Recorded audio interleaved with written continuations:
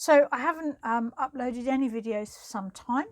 It's been a time of great difficulty for me personally.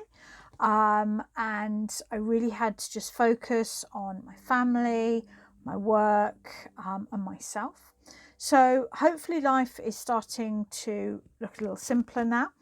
And I'm delighted to be sharing videos again. And the first video I want to share is a spread that I used in my most difficult times. And it's a simple spread. You ask the cards, how do I deal with this? How do I cope with this? And then it's just 3 cards to answer that question. So I've shuffled the cards, and the question I asked is, finding myself single after 17 years of marriage, how do I deal with this? And the first card is the Queen of Wands. Yes, it's confidence, but there's also a bit of selfishness there. There's also there, you know, look at the way she's sitting, look at the way she's she's owning that throne. The sunflower represents herself, and the sunflower always, turns to the sun. Meeting your own needs with a little bit of selfishness, a little bit of confidence, almost a little bit of bravado. That's the first advice for me, and I've definitely been doing that, putting my own needs first. Second card.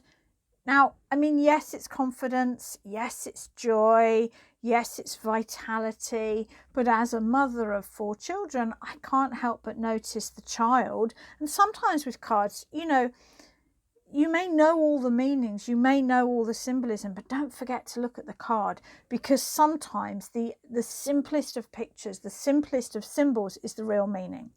So in my first card, if we just scoot back, the cards are saying I cope with this by being a little bit selfish, being a little bit willful, meeting my own needs. And now the next card is actually, and meeting my children's needs too. I can get that. And the third card is the Fool, the Zero, the new beginning, the trust, the hope. There is a very spiritual connection for me with the Fool. It's the white sun. There is no other white sun in the Rider-Waite deck. To me, that suggests that this is a new beginning that is part of a soul contract, soul journey, whatever you want to call it. And there is a feeling with the Fool that you just have to jump over the edge and go for it. So to me, what the cards are saying is, how do I deal with this time, which is for me a transition time?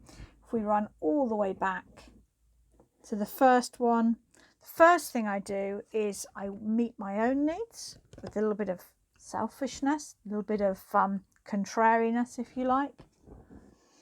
I meet my children's needs, and I trust that everything is exactly as it's meant to be.